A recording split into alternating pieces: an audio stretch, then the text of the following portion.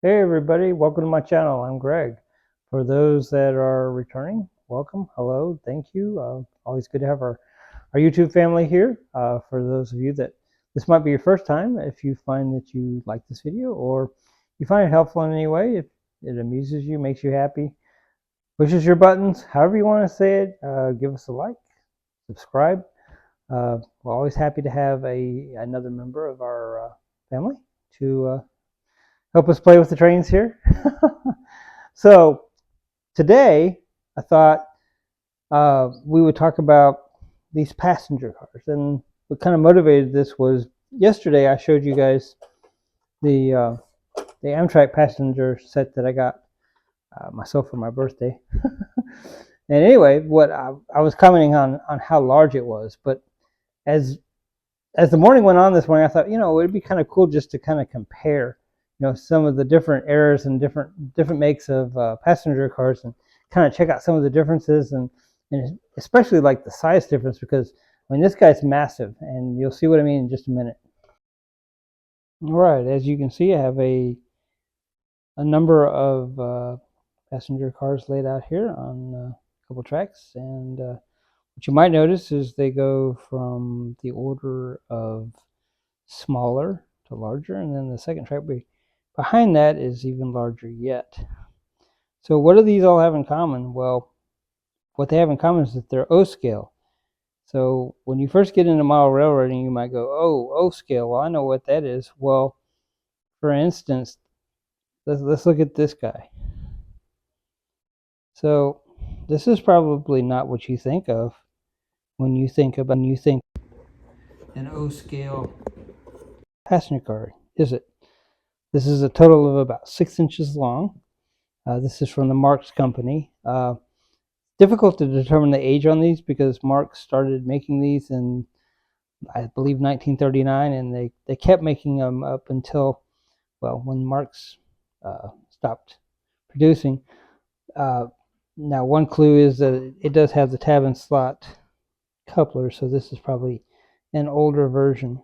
But anyway, as you can see, it's a lighted passenger car, which was actually quite rare for Marks. They tended to stay on the side of simple. As a matter of fact, when I got this car, you'll notice that it has this piece on the bottom here, and it simply turns and twists out, and it looks like this. And when I got this was separate, and I didn't know what this was.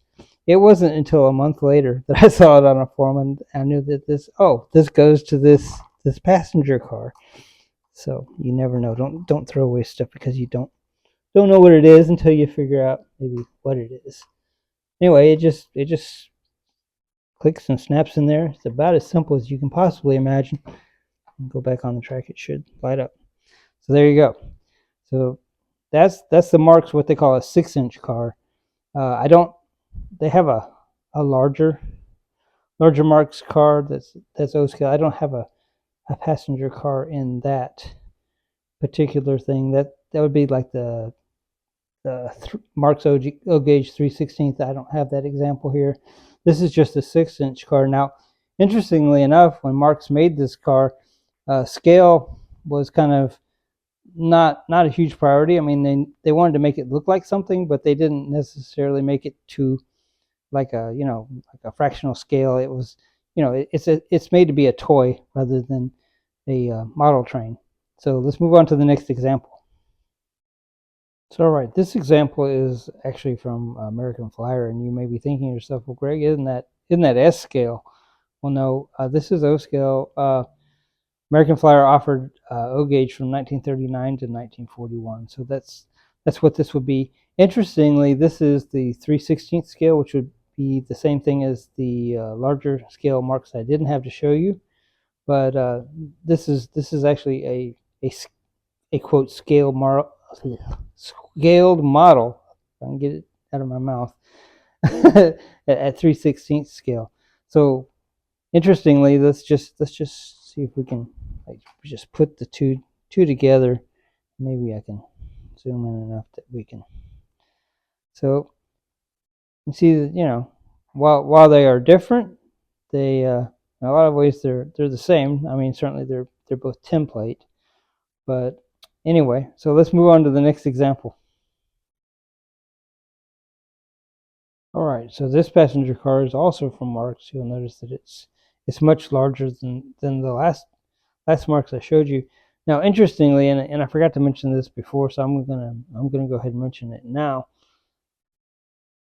Both this one and the Marx, you notice they don't actually have trucks. It's just an axle, some wheels, and they're mounted in the body. They don't move in any way. The couplers, or what gives it, in the size, is what gives it the ability to maneuver down the track. But they have no trucks whatsoever, and they only have 4 wheels. So I thought that was a little interesting, so I thought I would point that out. All right, let's get back to the Marx passenger car here. So as you can see, between 1939 and the 50s, Marx refined their manufacturing and their cars quite a bit.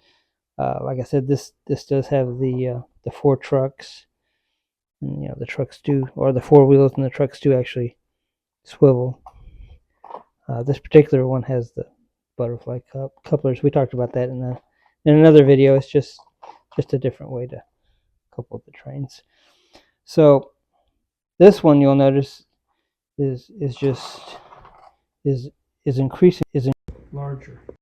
Let me go back. So as you can see, it kind of looks like we're growing here. It's kind of cool. So all right, let's move on to the next one. All right, so this is an O gauge from my smaller Amtrak set. It's line out, and as you can see, it's lit. I think I have a bulb out here. But once again, you can see that the trucks. You can see how the pickups grab the power. It's pretty cool. This back on the track. So once again, for visual representation, this so you can see. Let me get this track so zoom out. So once again, as you can see, we're getting larger and larger. Okay, so you notice up to this point, the cars are getting larger, and in this case, it's through time. Now, what's interesting though is that if you go back in time, and that's where we'll start next. All right, so it just slightly taller but shorter than the last Amtrak car I showed you. This is a pre-war Lionel, and just for size comparisons, we'll try to zoom this back out. And as you can see, it's just a little taller, but it's also shorter, which is interesting. And the windows are larger, which makes you wonder the scale on this. I don't know that offhand, but the build scale. Now, once again, these are all O scale as far as running on the track goes. I guess that's why a lot of people get confused when they get into model railroading. It's because O scale, it's this, but it may be this, or this. So all right, let's move on to the next one. All right, once again, this is another pre-war Lionel car. It's a little shorter, but you also notice it only has 1 door, so maybe that's the difference in size. And also, it's the observation car. But I just thought that'd be interesting to show that. All right, so next we have this passenger car. It's also from Lionel. It's a pre-war car, but it's a remake. It was made during I believe the 80s. It's supposed to be made to the exacting standards, so I don't know if this would have been totally accurate. And the reason I say that, and I didn't notice that until I just now looked, but it appears to me that the dome here is just a tad taller than say these. So I don't know if that's just how it was. Maybe this is a more elaborate car, but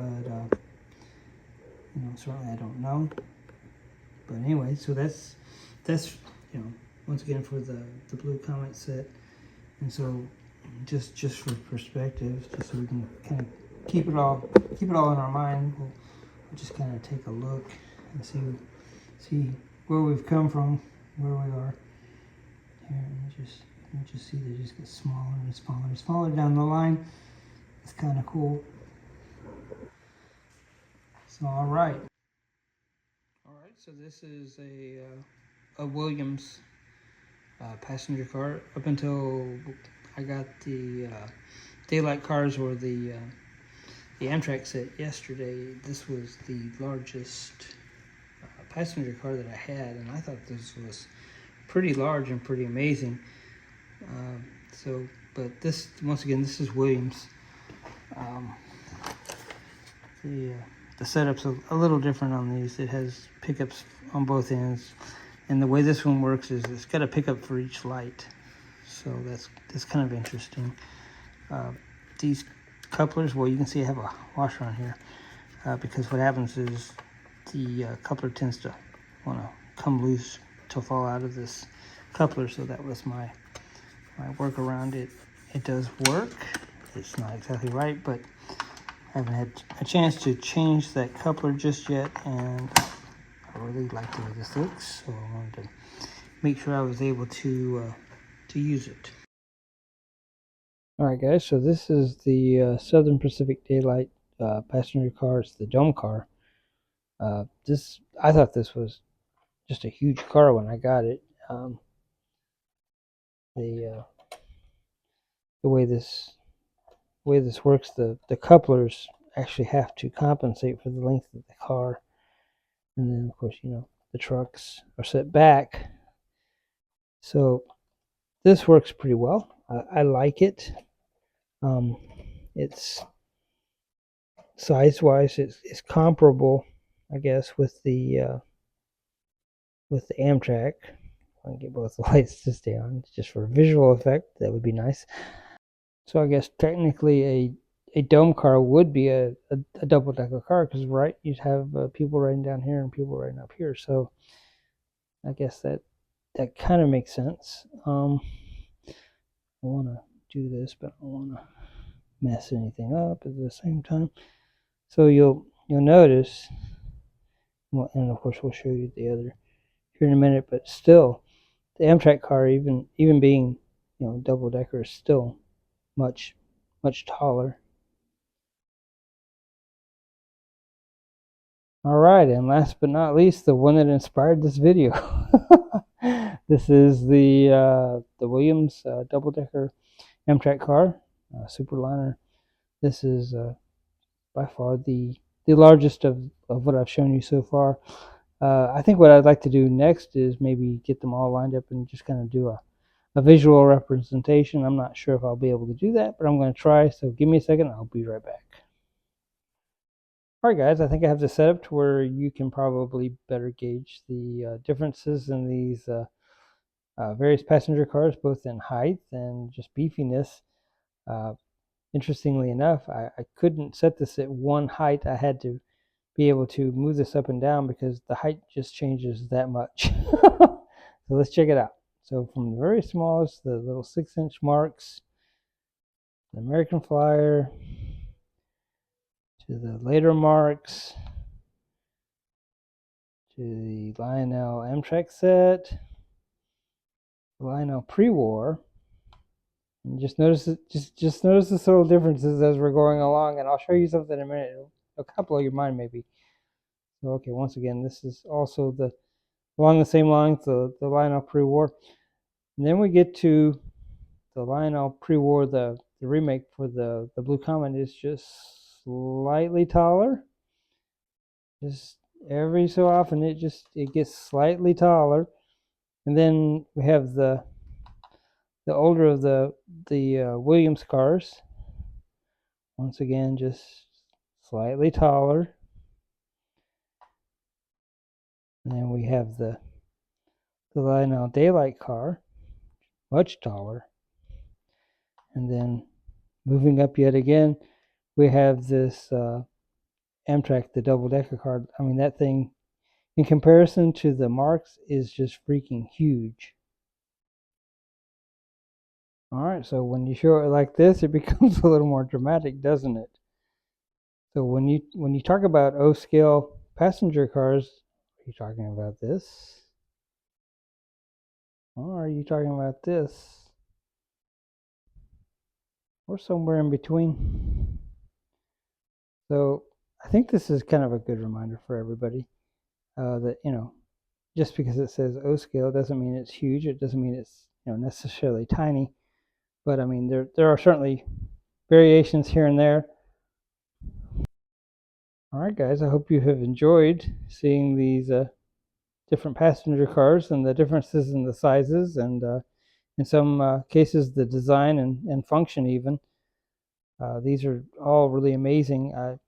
I think probably, and I don't know this, I think model uh, railroad companies, toy model railroad companies, there we go, probably struggled to make these in a way that they were usable. If you've ever had any of the larger HO scale passenger cars, you know what that means, how that is. I have some really nice HO passenger cars that I don't know what their intended use was, but yeah, it never worked for me. But all right, guys. Well, I think that's about it for now. I've really, really, really enjoyed showing you this. I mean, it's this just an idea that popped in my head and it fascinated me, and I thought it might be of interest to you as well. So, all right, guys. Until next time, we'll see you later.